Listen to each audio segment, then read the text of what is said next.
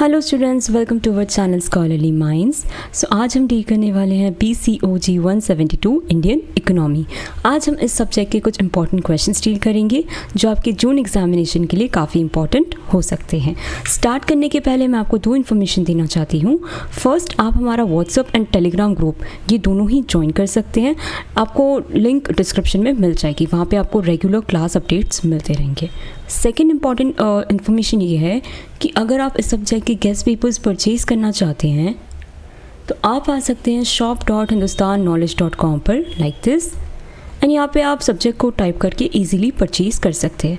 In case purchase करने में आपको कोई भी इशू आता है तो you can contact us at 9580020021। Okay, so अगर आपको ये वीडियो पसंद आता है तो please like the video and do subscribe to our channel. So let's start with our first question. Explain the concept of economic development, discuss the important features of under developed economy. तो हमें बात करनी है economic development पे और under developed economy के features पे। Economic development is a process through which a country improves the economic and social well-being of its people. Economic development एक ऐसा प्रोसेस है एक कंट्री में जहाँ लोगों की इकोनॉमिक कंडीशंस और सोशल वेलबींग को इम्प्रूव किया जाता है। It is not only about increasing national income but also about improving living standard.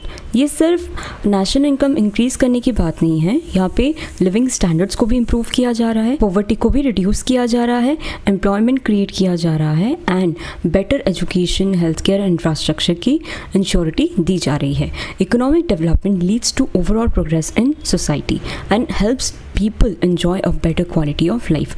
इसका जो एम है वो क्या है कि पूरी सोसाइटी का ओवरऑल प्रोग्रेस हो और लोग एक बेटर क्वालिटी लाइफ और लोग एक अच्छी क्वालिटी ऑफ लाइफ स्पेंड कर सकें। सी, जब भी ये डेवलपमेंट वाली बात आती है ना तो ये सारे एरियाज़ जो अच्छे एरियाज़ हैं जिन्हें इम्प्रूव होने की ज़रूरत है वो सारे इंक्लूड हो जाएंगे। लेकिन जहाँ भी बात ग्रोथ की आती है वो वहाँ सिर्फ पैसों की बात होगी। ठीक है, आप इस चीज़ को याद रखना कि डेवलपमेंट है मतलब सारी चीज़ें इंक्लूड हो जाएंगी, living standard, education, health care, poverty, employment, infrastructure, सारी चीज़ें। और जहाँ ग्रोथ होगी वहाँ मनी रिलेटेड बातें किए जाएंगे। Okay, concept of economic development. Economic development refers to the growth of an economy along with the structural and social changes that improve people's life.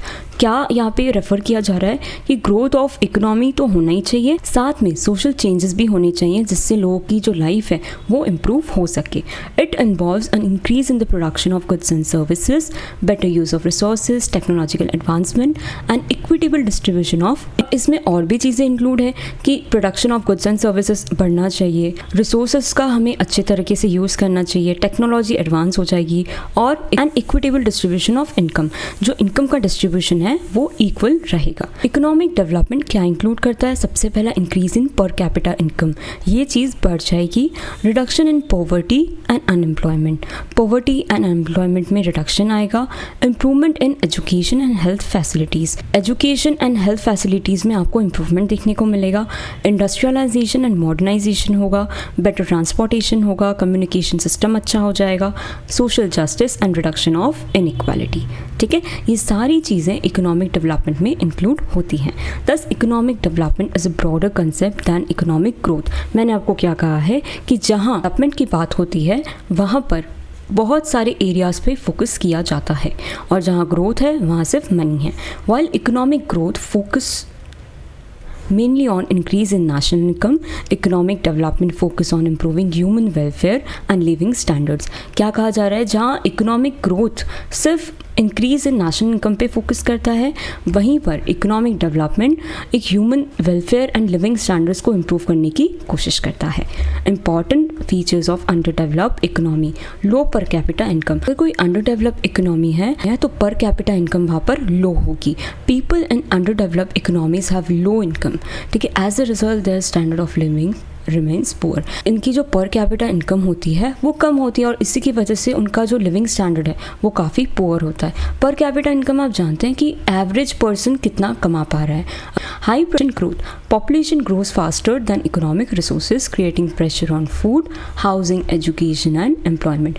अब पॉपुलेशन तो बढ़ती जा रही है लेकिन रिसोर्सेज तो उतने ही हैं, है ना। फूड पे भी काफ़ी प्रेशर आएगा कि अगर यहाँ पे 10 चीज़ें रखी हुई हैं लेकिन खाने वाले उसे 20 हैं या हम मान लेते 15 हैं, तो आप सोचिए कि कैसे हो पाएगा, करेक्ट। हाउसिंग में, एजुकेशन में, एम्प्लॉयमेंट में, हर जगह फिर प्रॉब्लम्स आना शुरू हो जाती है।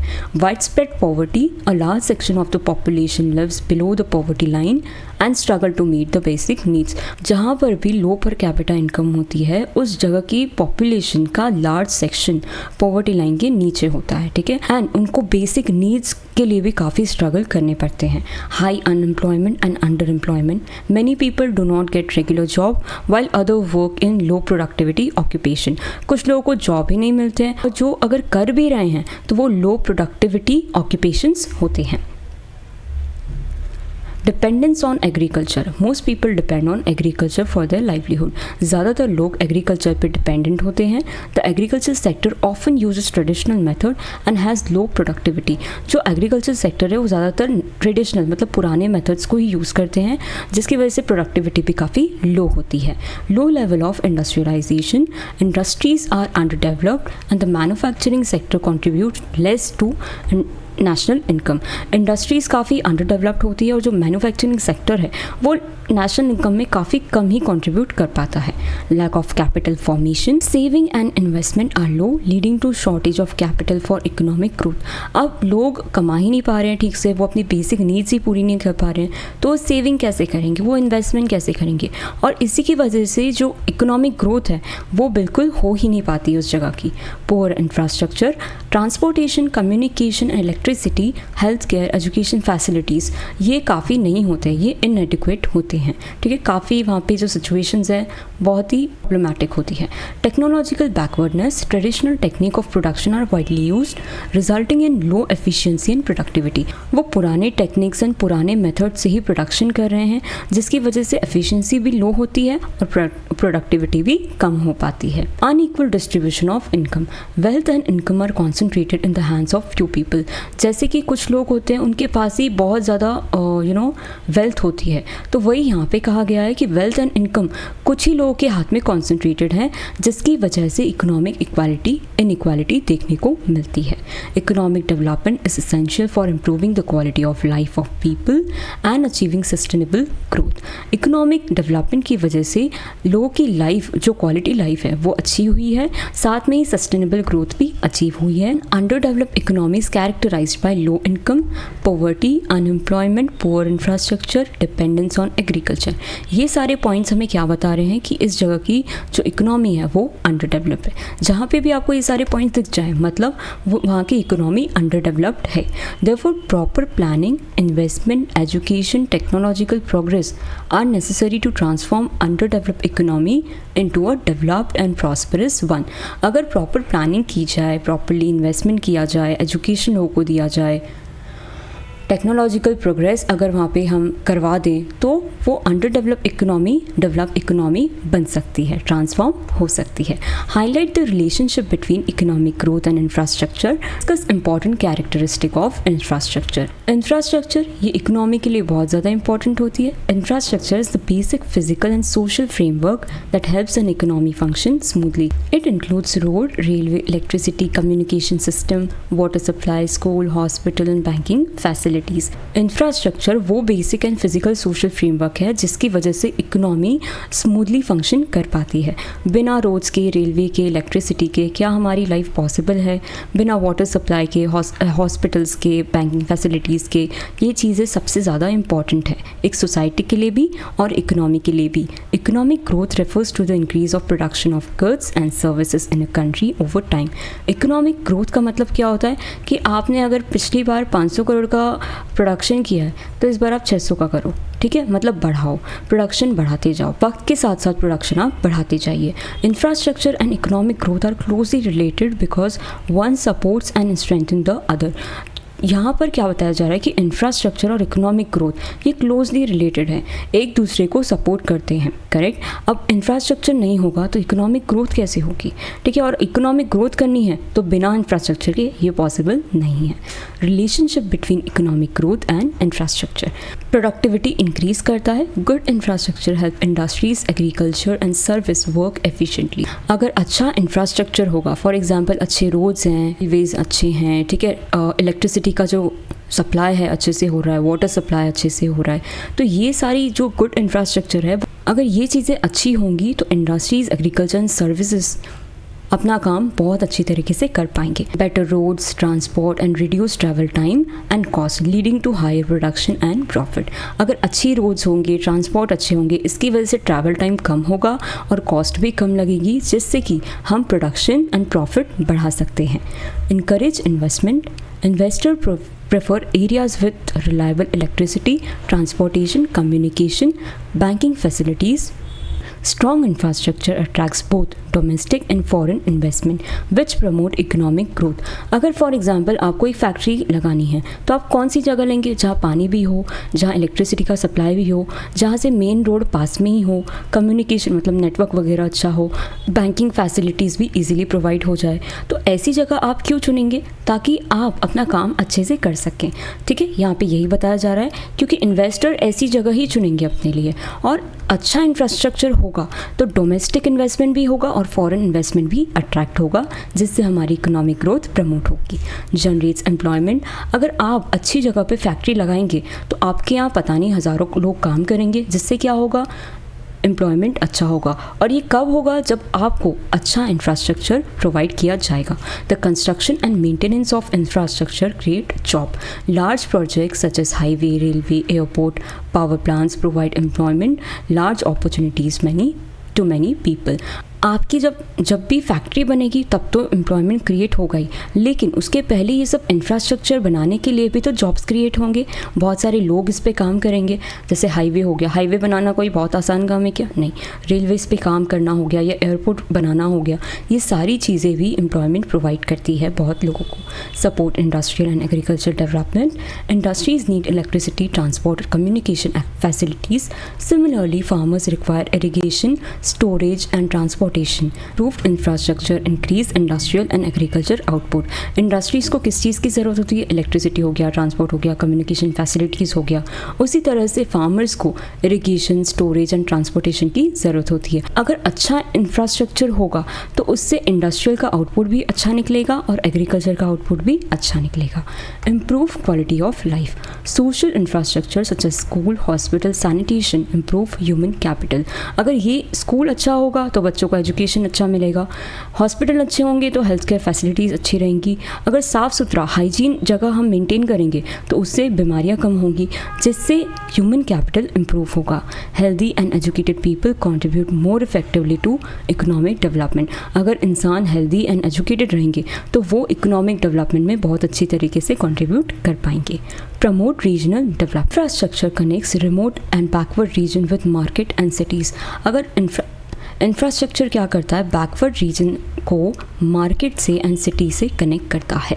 This reduce regional inequalities and support balance economic growth. इसकी वजह से जो रीजनल इनइक्वालिटीज़ है वो कम होती है और बैलेंस्ड इकोनॉमिक ग्रोथ को सपोर्ट मिलता है। Important characteristic of infrastructure, foundation of economic development, infrastructure act as a backbone of an economy. बिना इंफ्रास्ट्रक्चर के इकोनॉमी की ग्रोथ नहीं हो सकती, इकोनॉमिक डेवलपमेंट नहीं हो सकता। बिना इसके economic activities can not grow effectively. बिना इसके कुछ भी चलना पॉसिबल नहीं है। पब्लिक गुड नेचर, अगर रोड ही नहीं है तो मेरे पास अगर गुड्स बना हुआ है तो मैं ट्रांसपोर्ट कैसे कर पाऊँगी? अगर सामने वाले पर्सन को 4 दिन में वो प्रोडक्ट्स चाहिए तो 4 दिन तो पॉसिबल नहीं है। इस रोड के साथ आई थिंक 8 डेज़ लग जाएंगे। तो इससे क्या होगा? वो तो ऑर्डर कैंसिल कर ही देंगे और मेरा भी नुकसान होगा। Public good nature, many infrastructure service such as road, street lighting, public park are use by everyone and are often provided by government. अब बहुत सी इंफ्रास्ट्रक्चर सर्विसेज जैसे रोड हो गई, स्ट्रीट लाइटिंग हो गई, पब्लिक पार्क्स हो गए, ये सभी लोग यूज़ करते हैं, करेक्ट? और ये कौन प्रोवाइड करता है? Government. Long term investment, infrastructure project require huge capital investment and take long time to complete. ये जो इंफ्रास्ट्रक्चर के प्रोजेक्ट्स होते हैं, आपको पता ही होगा, कोई हाईवे बन रहा है फॉर एग्जांपल, कोई हाईवे बन रहा है तो उसे वक्त लगता है, 6-7 महीने लग जाते हैं और कभी कभी तो 1-2 साल भी लग जाते हैं, क्योंकि ये काफ़ी बड़ा प्रोजेक्ट होता है एंड काफ़ी ह्यूज कैपिटल इन्वेस्टमेंट भी इसमें लगाया जाता है। Their benefits are also enjoyed over many years. उसे जितना भी टाइम लगता है वो ठीक है, लेकिन उसका जो यूज़ है, उसके जो बेनिफिट्स है वो कई साल तक सब लोग यूज़ करते हैं। Support multiple sectors, infrastructure benefit agriculture, industry, trade, service simultaneously making it essential for overall development. इसकी वजह से, इंफ्रास्ट्रक्चर की वजह से बहुत सारे जो सेक्टर्स हैं वो सब को बेनिफिट मिलता है, ठीक है। इसी वजह से इसका होना बहुत ज़रूरी है ओवरऑल डेवलपमेंट के लिए। High social benefits, apart from economic gains, infrastructure improve health, education, communication and living standards. ठीक है, इकोनॉमिक गेन्स तो होती ही हैं, बट इंफ्रास्ट्रक्चर की वजह से health, education, communication, living standard, ये सारी चीज़ें भी इम्प्रूव होती हैं। Essential for sustainable growth, modern infrastructure such as renewable energy system, efficient transport and digital network support sustainable and inclusive economic growth. Modern infrastructure जैसे रिन्यूएबल एनर्जी सिस्टम हो गया, या एफिशिएंट ट्रांसपोर्ट हो गया, या डिजिटल नेटवर्क की बात हम कर रहे हैं, तो इसकी वजह से ये सब क्या कहीं ना कहीं सपोर्ट कर रहा है, सस्टेनेबल ग्रोथ प्रमोट कर रहा है और इंक्लूसिव इकोनॉमिक ग्रोथ भी, ठीक है। कंक्लूजन हम देखते हैं, infrastructure and economic growth are mutually dependent, कि एक दूसरे पे डिपेंडेंट है। Well developed infrastructure increase productivity, attract investment, create employment and improve living standards. अब वेल डेवलप्ड इंफ्रास्ट्रक्चर की वजह से प्रोडक्टिविटी इंक्रीज होती है, इन्वेस्टमेंट्स भी अट्रैक्ट होते हैं, एम्प्लॉयमेंट जॉब अपॉर्चुनिटीज़ भी आती हैं और लिविंग स्टैंडर्ड्स भी अच्छे होते हैं। Therefore continuous investment in infrastructure is essential for achieving rapid and sustainable economic development in any. Infrastructure में कंटिन्यूस इन्वेस्टमेंट होना ज़रूरी है, जिसकी वजह से rapid and sustainable economic development हो सके। Okay, moving on to next question. Describe the challenge in growth and development of micro, small and medium enterprises in India. Micro, small and medium enterprises are important part of Indian economy. ये सबसे ज़्यादा important part है Indian economy का. They generate employment, encourage entrepreneurship, support exports and contribute significantly to industrial production. क्या क्या चीज़ें हो रही हैं इससे? इससे एक तो employment generate हो रहा है, entrepreneurship भी encourage हो रही है, हम export भी support कर रहे हैं, और ये सारी चीज़ें इंडस्ट्रियल प्रोडक्शन को सिग्निफिकेंटली कंट्रीब्यूट कर रही हैं। MSME are often called as backbone of economy because they provide jobs to million of people. MSME को जनरली इकोनॉमी की बैकबोन कहा जाता है क्योंकि ये बहुत मिलियंस ऑफ लोगों को जॉब प्रोवाइड करते हैं, specially in rural and semi urban areas में। However, despite their importance, MSME face several challenges that affect their growth and development. इतना अच्छा इंपॉर्टेंस होने के बाद भी MSME को कुछ चैलेंजेस फेस करने पड़ते हैं, जिसकी वजह से उनकी ग्रोथ और डेवलपमेंट पे काफ़ी इफेक्ट देखा गया है। Major challenges face by MSME, क्या क्या चैलेंजेस हैं? Let's C.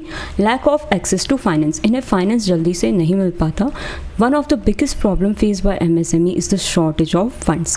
Many small business find it difficult to get loans from bank due to lack of collateral, poor credit history and complicated procedure. क्या कहा गया है कि MSME को funds की शॉर्टेज होती ही है।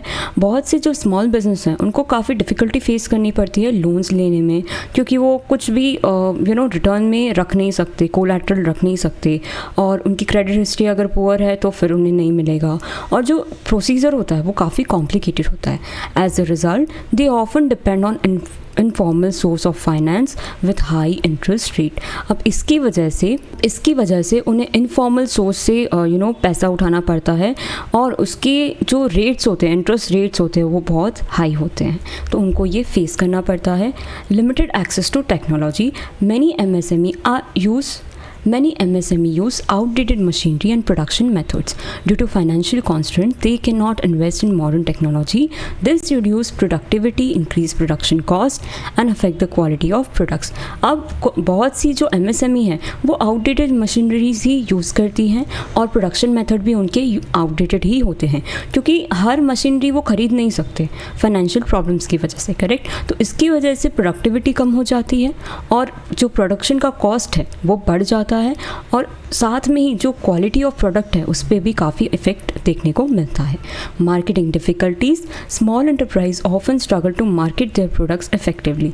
वो अपना जो प्रोडक्ट है उसकी मार्केटिंग नहीं कर पाते, काफ़ी दिक्कत होती है। They face tough competition from large companies that they have better branding, advertising and distribution network. जो बड़ी कंपनीज होती है उससे उनको बहुत ही टफ कंपटीशन फेस करना पड़ता है। जैसे उनकी ब्रांडिंग अच्छी है, उनका एडवर्टाइजिंग अच्छा है, उनका डिस्ट्रीब्यूशन नेटवर्क भी बहुत अच्छा है। Limited knowledge of digital marketing also affect their market reach. अगर किसी पर्सन को डिजिटल मार्केटिंग का नॉलेज नहीं है तो उसकी मार्केट रीच भी काफ़ी अफेक्ट हो जाती है। Shortage of skilled labour, many MSME face difficulties in hiring and retaining skilled workers. Lack of training facilities, low wages often result in shortage qualified manpower affecting productivity and innovation. अब जो MSME है वो skill workers को higher नहीं कर पाती है क्योंकि उनके पास ना ट्रेनिंग फैसिलिटीज़ हैं और वेजेस भी वो लो ही रखते हैं। तो इसकी वजह से उनके पास अच्छा मैन पावर आ ही नहीं पाता, जिसकी वजह से प्रोडक्टिविटी और इनोवेशन भी अफेक्ट हो जाता है। Infrastructure problem, inadequate infrastructure such as poor roads, irregular electricity supply, transportation issues, lack of shortage, storage facility, increase operation cost and reduce efficiency। उनके पास पैसे की प्रॉब्लम है तो वो कैसी जगह लेंगे जहाँ पे ठीक ठाक कुछ मिल जाए, लेकिन अगर रोड्स प्रॉपर नहीं हैं, इलेक्ट्रिसिटी का सप्लाई प्रॉपरली नहीं आ रहा है तो ये सारी चीज़ें उनकी ओवरऑल परफॉर्मेंस पे अफेक्ट करेंगी, जिस वजह से उनकी एफिशिएंसी रिड्यूस हो जाएगी और ऑपरेशनल कॉस्ट भी काफ़ी बढ़ जाएगा। रेगुलेटरी एंड कंप्लायंस बर्डन, बहुत सारे रूल्स लॉज फॉलो करने पड़ते हैं। MSME have to comply with various laws, taxes and regulation. Complex paper work and frequent changes in policies increase administrative cost and consume valuable time and resources. इन लोगों को बहुत सारे रूल्स फॉलो करने पड़ते हैं। ये जो वर्क होता है वो काफ़ी कॉम्प्लेक्स होता है, अगर कोई रूल चेंज हो गया उससे भी इनको कंप्लाई करना पड़ेगा। इस वजह से जो एडमिनिस्ट्रेटिव कॉस्ट है वो बहुत बढ़ जाती है इनकी, कि कोई पेपर वर्क है तो इसके पास जाना पड़ेगा, ऑफिसर से साइन लेनी पड़ेगी, तो इस वजह से उनका टाइम भी बहुत वेस्ट हो जाता है और रिसोर्सेज भी कंज्यूम होते हैं। Competition from global markets, with globalisation MSME face competition from imported goods and multinational companies. ठीक है, जो नेशनल लेवल पे चीज़ें हैं वो तो है ही, साथ में उन्हें कंपटीशन इंटरनेशनल लेवल पे भी फेस करना पड़ता है।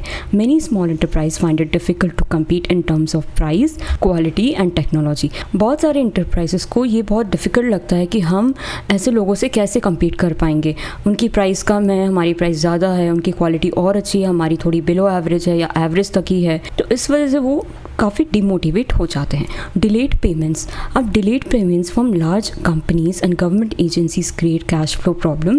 This affects daily operation and limits the ability of MSME to expand their business. अब क्या हो रहा है, जो पेमेंट्स है, लार्ज कंपनी से अगर ऑर्डर आया भी है उसे फुलफिल कर भी दिया, लेकिन पेमेंट्स लेट आ रहे हैं, या गवर्नमेंट एजेंसी से ऑर्डर आया, हमने प्रोवाइड करवा दिया, लेकिन वहाँ से पेमेंट लेस आ रहे हैं, मतलब बहुत डिलेड आ रहे हैं, लेट आ रहे हैं, तो इसकी वजह से कैश फ्लो अफेक्ट होता है और इसी की वजह से डेली ऑपरेशंस भी अफेक्ट हो जाते हैं, जो MSME की एबिलिटी को लिमिट कर जाता है। ये सारे प्रॉब्लम्स की वजह से वो अपना बिजनेस एक्सपांड नहीं कर पाते हैं। MSME play a vital role in India's economic growth, employment generation and industrial development. However challenges such as lack of finance, technological backwardness, marketing problem, infrastructure deficiency and regulatory burdens hinder their progress। ये सारी चीज़ें उनके business को काफ़ी affect कर जाती हैं, correct. जैसे कि पैसा नहीं है, टेक्नोलॉजिकल बैकवर्डनेस है, मार्केटिंग की प्रॉब्लम है, इंफ्रास्ट्रक्चर अच्छा नहीं है, इस वजह से MSME ग्रो नहीं कर पाती है। ठीक है, to ensure sustainable growth the government, financial institution and the industry bodies must provide better financial support. अगर हम सस्टेनेबल ग्रोथ चाहते हैं तो गवर्नमेंट को, फाइनेंशियल इंस्टीट्यूशंस को, इंडस्ट्रीज़ को, इन सब को मिलकर इन्हें बेटर फाइनेंशियल सपोर्ट देना चाहिए। इनकी जो टेक्नोलॉजी है उसे भी अपग्रेड करना चाहिए, स्किल डेवलपमेंट में इनकी हेल्प करना चाहिए और बिजनेस फ्रेंडली इन्वायरमेंट क्रिएट करना चाहिए MSME के लिए। This will help them contribute more effectively to India's economic development. अगर ये चीज़ें हो जाएगी तो ये अल्टीमेटली किसको कंट्रीब्यूट करने वाली है? इकोनॉमिक डेवलपमेंट को। Discuss the major issues and challenges of Indian economy. The Indian economy is one of the fastest growing economies in the world. हमारी जो इकोनॉमी है वो फास्टेस्ट ग्रोइंग इकोनॉमी है वर्ल्ड में, ठीक है। It has made significant progress in industries, agriculture, service, technology and infrastructure. हमने बहुत ही अच्छा प्रोग्रेस किया है इंडस्ट्रीज़ के टर्म में, एग्रीकल्चर, सर्विस, टेक्नोलॉजी के सेक्टर में। However, despite this growth, India still faces several economic challenges that affect overall development and quality of life of its people. इतनी अच्छी ग्रोथ के बाद भी इंडिया को अभी भी कुछ इकोनॉमिक चैलेंजेस फेस करने पड़ते हैं। Poverty and income inequality, although poverty has declined over years, वक्त के साथ साथ काफ़ी हद तक ही कम हो चुकी है, लेकिन अभी भी large number of people still struggle to meet their basic needs. अभी भी कुछ लोग हैं जो आज भी स्ट्रगल करते हैं उनकी बेसिक नीड्स के लिए। There is also a wide gap between rich and the poor. Wealth and resources are concentrated in the hands of few people, leading to economic inequality. हम सब जानते हैं कि जो wealth and resources है वो कुछ लोगों के हाथ में ही concentrated है, जिसकी वजह से economic inequality देखने को मिलती है। Unemployment and underemployment. Unemployment remains a major problem in India. हर साल millions of young people enter in job market, but sufficient employment opportunities are not created. Unemployment आज भी इंडिया की एक मेजर प्रॉब्लम में से एक है। Millions of young people enter करते हैं जॉब मार्केट में, लेकिन उनके लिए एम्प्लॉयमेंट अपॉर्चुनिटीज़ क्रिएट की ही नहीं जाती। Many people are also underemployed, meaning they work in job but they do not fully use their skill or provide adequate income. आज भी underemployed का मतलब क्या होता है कि लोग काम कर रहे हैं आज भी जॉब में, उनकी जो स्किल है वो प्रॉपरली यूज़ ही नहीं हो पा रही है, ना ही उन्हें एडिक्वेट इनकम मिल पा रही है। Population pressure, India has a very large population, while a large population can be assist, it also create pressure on resources, employment, housing, health care, education and public services. ठीक है, large population है, इसे संभाला जा सकता है, ये एक एसेट की तरह है, लेकिन ये रिसोर्सेज पे, एम्प्लॉयमेंट पे, हाउसिंग पे एक बहुत बड़ा प्रेशर क्रिएट कर रहा है।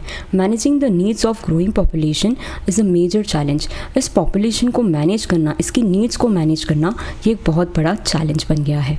Agriculture problem, agriculture support a large section of population, but the sector face many difficulties in such as small land holding dependent on monsoon rain, low productivity होगा I guess, productivity, lack of modern technology, inadequate storage facilities, farmer often face income insecurity and debt problem. Agriculture large section of population को support करता है, लेकिन ये जो sector है उसमें भी कई सारी डिफ़िकल्टीज़ है, क्योंकि जो फार्मर्स हैं उनके पास छोटे छोटे लैंड होल्डिंग्स हैं, ठीक है, ये ज़्यादातर मानसून पे ही डिपेंडेंट रहते हैं, प्रोडक्टिविटी लो रहती है, मॉडर्न टेक्नोलॉजी की कमी है, इनएडिक्वेट स्टोरेज फैसिलिटी, अगर हो भी गया प्रोडक्शन तो उसे संभालने रखने की जगह का प्रॉब्लम होता है। फार्मर्स ज़्यादातर क्या फेस करते हैं, एक तो इनसिक्योरिटी, इनकम इनसिक्योरिटी को लेकर प्रॉब्लम फेस करते हैं, और डेट प्रॉब्लम्स भी होती है।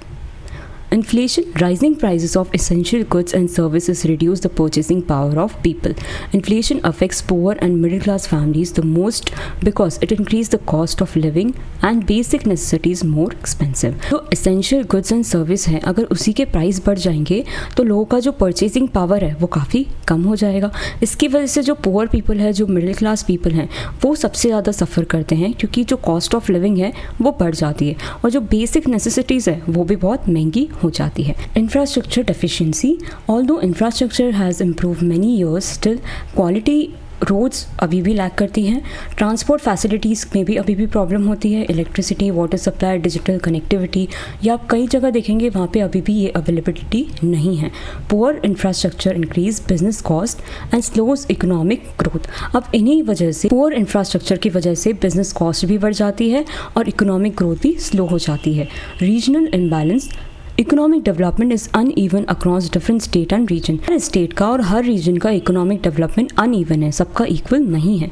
Some states are highly develop, बहुत ज़्यादा डेवलप हो चुके हैं, लेकिन कुछ स्टेट अभी भी ऐसे हैं जहाँ पे ना इंडस्ट्रीज़ है, ना अच्छा एजुकेशन है, ना अच्छी हेल्थ केयर फैसिलिटी है, और इसी की वजह से रीजनल डिस्पैरिटीज़ आती है। Environmental challenges, rapid industrialisation and urbanisation have led to pollution, deforestation and environmental degradation. अब जहाँ भी इंडस्ट्रियलाइजेशन हुआ है, अर्बनाइजेशन हुआ है, वहाँ पे पॉल्यूशन बढ़ चुका है, डिफॉरेस्टेशन भी बढ़ गया है, और इन्वायरमेंटल का डिग्रेडेशन भी हुआ है। Climate change, water scarcity and natural disaster are also pose serious threat to sustainable economic development. और इन चीज़ों की वजह से क्लाइमेट चेंज, पानी की कमी हो जाना, नेचुरल डिजास्टर आ जाना, ये एक सीरियस थ्रेट क्रिएट करते हैं सस्टेनेबल इकोनॉमिक डेवलपमेंट पर। कंक्लूजन क्या है? India has immense economic potential but challenge such as poverty, unemployment, agriculture issues, inflation, infrastructure gap, regional imbalance and environmental concern need effective solution. Economically हम काफ़ी बेहतर perform कर रहे हैं, लेकिन आज भी कुछ चैलेंजेस हैं जहाँ पर इफेक्टिव सॉल्यूशंस की ज़रूरत है। Through inclusive growth, better policy, skill development, sustainable development, इन सारी चीज़ों के साथ इंडिया इन चैलेंजेस को ओवरकम कर सकता है और long term economic prosperity achieve कर सकता है। Okay, that's all for today. Thank you so much.